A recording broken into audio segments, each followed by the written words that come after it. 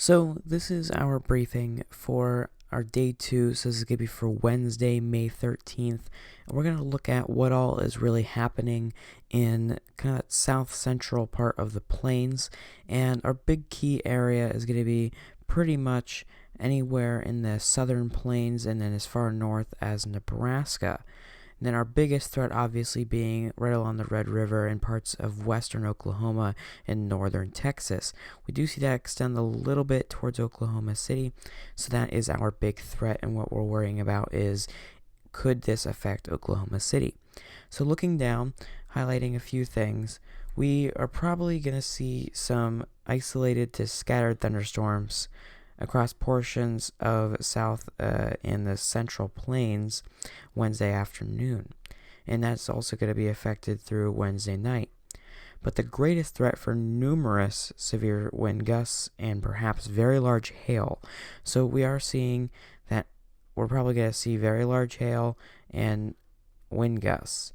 And so we're not expecting, at least for the summary, we're not seeing any huge tornado threats. So looking back down through, we're expecting some convective initiation to develop really along the dry line. And that's why we are talking about the dry line so much, is we are seeing this dry line playing a bigger portion of our severe events. We're seeing a bigger kind of influence from this dry line now. And that is truly what our tornado season is whenever we consider it across the central U.S., that Tornado Alley. We are talking about how the dry line is forming. And so what's really not mentioned is the huge tornado threat. There's not really going to be a big-time tornado threat, but we are expecting any tornado threat that will be probably remain limited in the first few hours and initially a semi-discrete storm mode. So really not expecting a huge tornado threat. It's really going to be a damaging wind, squall line, and hail type of event. Now, that does not mean that we are not going to see tornadoes. It's just that what we are expecting is going to be more on the damaging hail and wind side. So go ahead and look at our tornadoes. Really, as of this afternoon, we are not seeing anything huge. We're just seeing that 5%. We're not even seeing significant be kind of put out there yet. And so we're not expecting that to happen, and we'll see why here. It's going to be a very linear storm setup. But our hail is definitely really going to be in this area like this.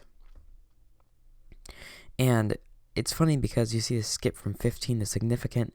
It's really hard to pinpoint, but it's going to be a elongated system. And that's really showing us right there. Basically, this isn't going to be a supercell here, a supercell out here, one over here, and they're not all going to be moving in the same direction. What we're really seeing is a line of cells or a just squall line that will form. And so looking at wind, it is going to be basically in that 30% range right in here. Is right where that enhanced is. And so that pretty much does it for looking at our kind of predictions and outlooks and stuff. We aren't going to be coming back to this, however, and pointing out where our highest threat for tornadoes are, because there is just this little weak amount. So let's go ahead and look at basically what is going to be influencing these storm structures and allowing for some really some convection and some different storm modes than what we would normally see with a system of this type. So go ahead and looking, and we're going to go ahead and put it right in the middle of the afternoon. And this is really showing us that we do have that dry line, that we see the colder air out over here, some really hot air here. But our dry line kind of forces back this way. We see a low here, and then we see kind of a cold front leading off over here with a warm front, and then we see another low here that will be guided by another front like that. And so we are seeing multiple, we see that warm front really stretch all the way down through here. We see how this is being affected, and then we obviously see that hook with the dry line, and then we see this cold air that is going to be entering with these storms. So it is going to be capping the total amount of potential that this system could have. So we're just seeing really in here our strongest storm potential, and then it will travel anywhere up through here. So Looking at our dew points around this time, we see them up in the 70s, and that's going to allow a nice and moist environment for storm really convection. So go ahead and flicking to our composite reflectivity on the NAM, we are seeing that it's really a bigger system at the mid-afternoon times. But if we go back earlier in the day, we just see it's like one or two cells. But if we go ahead and flip into the early evening hours, so the 8 p.m., we do see kind of that revival of a different cell here. And so we are actually going to go ahead and flip to the NAM CONUS. It's basically the same model. It's a little bit more of a detailed system that allows more systems to be formed and be shown. So we go ahead and show what's going on, and we are going to go ahead and start you out at 11 a.m. So we do see some pop-ups occurring, but as we go through really to that 2 p.m. time, we see that there's a line of some showers forming, and we are seeing that right about 5 is when we get these individual supercell complexes, some potential MCSs forming, and we see 4 different groups of them. We do see a 5th down in Mexico that will affect this region later, but our big key is we see separate systems that are going to end up being one system once it crosses really this line. So we go ahead and flip ahead by 3 hours. We do see that there are really 2 squall lines that form. We see the bow here, and we will see one form here. We actually see a third with this system, but there is some precipitation out in front. So a few big things if you are chasing and considering storm development tomorrow. Right around 5 p.m. is when these storms are going to be the best for just viewing, because they're going to be precipitation over 1 or 2 counties, and then they're going to strengthen after that so you could track them. But the bigger thing with these are you're really seeing that these storms are going to be really developed pretty well, but they're going to combine, and then they're going to have a weakening effect, and then they're going to strengthen back up again. But a few key spots at 5 p.m., if you're tracking this cell and then probably one of these 2 up here, it's going to be, these are going to be the ones that are going to be most efficient for storm development, as in hail, if a tornado were to be put down in these. And then if you want to see really some good shelf clouds, really western Oklahoma is going to be right there where you are going to want to see that. And then in the Texas portion, your probably best bet is looking here, because these are both showing, this one's going to be a surging one, so we're going to see a more impressive structure with this, but we're going to see kind of the combination of different cells combining overall with this southern and that middle cell there. So as we keep going through the afternoon and into the evening, this is a scan from really 11 p.m., and this is going to be effective from 9 p.m. really to 11. We see one squall line form and then another one. Then we see the die-off of this. So at this time, we are going to see very damaging wind gusts, and then we're going to see these storms move on. But the key is that there's going to be some inflow right here that's allowing these storms to stay split. So you see Storm 1 and Storm 2. Storm 2 is going to have more severe storms towards the more severe kind of conditions towards the Red River. But then we're going to see the Oklahoma City effect in Storm 1. So then just tracking those into the early morning hours, we do see that one final squall line forms as this all dies out. So we're going to see multiple squall lines, as I said, form along this. We're going to see some squall lines form from up here, and all of these black lines are showing where our squall lines are and were. So if you're in any of those areas, I'd stay tuned for that. So I want to go ahead and go back, however, to when these are here, because we see 2 big storms with these squall lines, and I want to look at our damaging winds. I want to see what the wind speeds are, because when we see what the winds are, it's going to explain really what all is going on at the level of this. So we do see some kind of a loft. We are seeing some very weak winds, but it's going to be a ground level type of thing where we could see a lot of these storms heading up and showing really their true colors with this. And so at this time, what we were seeing is more of a kind of a bow out of here. You really see it well defined, and it's out of this. So we're going to see 75 knots, and so that's about really 80 mile per hour winds, 80, 85, even 90. So really this southern cell is going to be packing a whole lot of wind with it, especially in this northern area. So up in here is where you can expect that, and even behind it we are seeing some really fast winds too.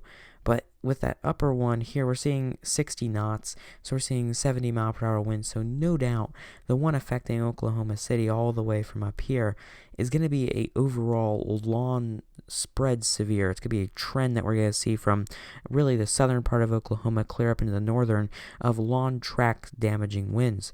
But we are going to see really this pulse over parts of that northern Texas just south of the Red River. So wind-wise, I definitely would be watching if you live anywhere right along the southern part of the Red River in Oklahoma, and then parts of really that northern Texas area. I would pretty much loop all of this into here, because if you live anywhere in here, this is going to be surging 80 mile per hour winds. So if we step it up one level, we can see what the winds are at a little bit of a higher level. And a good example of this is really showing where the winds are going to be sustained at a higher level. And we see the separation of these two squall lines, and we see that there's really 50 knots at a higher level. So we see that storm development and movement speed-wise isn't going to be extremely fast. It's just going to be a linear form. So at the ground level is definitely where our faster winds are, and so that's where you're going to want to watch out for those. And basically showing the same thing, we'll go ahead and look at a separate model that is probably going to show a similar effect, because let me just double check here, I'm on the wrong one. But we're just looking at them, you could see in the temperatures where these are surging. We see a surge here, another one that will track all the way down through. And so that is going to be a big time thing. We see the wind barbs here, they're going to be pretty spiraled, as we see with that low developing. And so I want to go ahead and show you what we are expecting. We're going to head back to the NAM-CONUS and what we are seeing severe-wise. And you're going to look at our most unstable cape, just because this is going to show you at that most powerful time how this is going to be developing. And we see them up in the upper 5,000s, way up here. And so we see that these storms are on a leading line. They're going to be here. They're being fueled by a whole lot of cape. And so as we keep going into the night hours, that's why we are seeing a lot of these storms develop. And we do see that there is a notch right in here. You can see that low developed right in here. But we do see that this whole blank area is not going to be developing new storms. So whatever is in here at the time is just going to travel off and die off somewhere in here. So I want to see, just going back into the morning hours, we do see this cape and some certain levels that are allowing for these warmer environments to really produce. So we're seeing these storms being backfed and led up through. You can see that in the temperature, and now we're seeing it in here. So these storms are going to be developing really anywhere between here and all the way up through here. Our most severe storms, I said that look at this one and then one of these two. So that southern cell of that middle section is going to be the most severe out of that. So I want to click and see, when we are showing you those squall lines moving through, we want to see what the reading off of this is. And see, not a huge tornadic situation. We do see some funky stuff happening with our hodographs here, because this storm motion's all weird. It's all not so normal. And so that's why whenever we see these storms moving through, we're not expecting them to be super tornadic. We go a few hours earlier, and even with this, when you see the tornado, it's just because of the storm motion's a tiny bit, but it is capped. We are seeing that really a overall capped level right in here that is not allowing these storms to really explode and have that kidney bean shape. So our highest threat, they're just still in that non-tornadic range. So we could see anywhere in here, but our best chances are going to be anywhere. If we have a tornado, it's not going to be super strong, EF1 at maximum probably, and then it's more likely to be a non-tornadic system. So that overall is what we are expecting energy-wise from the temperatures and everything. I'm going to show you the helicity just because we could see where and what we are expecting. We'll show you the 0 to 3 kilometer range all the way from the early afternoon time. But really, when we see these higher numbers, that's where we're seeing more rotation potential, and that's why overall we're not seeing that tornadic threat. Is we do have separate storms that are going to be forming, like this one that could have an influence on this storm. So this is just really the environment that's fueling this cell. But then as we go on, we do see kind of a die out of some of these, and that's how we are seeing these separate squall lines that are forming down through here. Is we have all the helicity on the backside that is not being fueled. We see that there is that line there, that really dry line that forms, that is really holding back all of this energy. And even into even in the early morning hours, we really see that dry line all the way through here that has all of the energy behind it. It's just not developing. So that's why we are not expecting a tornadic threat with that. It is going to be a hail and more of a overall supercell heavy wind threat. And showing that through on the models, see, even our supercells, they aren't going to be super big clumped together. They are probably just going to be a squall line. There is a chance we could see some individual supercells, but not big strong ones because this is a linear fashion. So that pretty much does it, looking back at everything and basically seeing what the SPC is currently thinking. Overall, we are seeing that there is an enhanced threat in here. Expect damaging winds pretty much everywhere in here. Be prepared anywhere on the slate. I'd say if you live anywhere up here, you could have damaging winds. But a few notes on that. There is going to be squall lines in through here and all the way over here too. So expect that basically from 5 p.m. you could expect in the panhandle of Texas all the way until 6 a.m. the next day in parts of southeastern Oklahoma and northeastern Texas.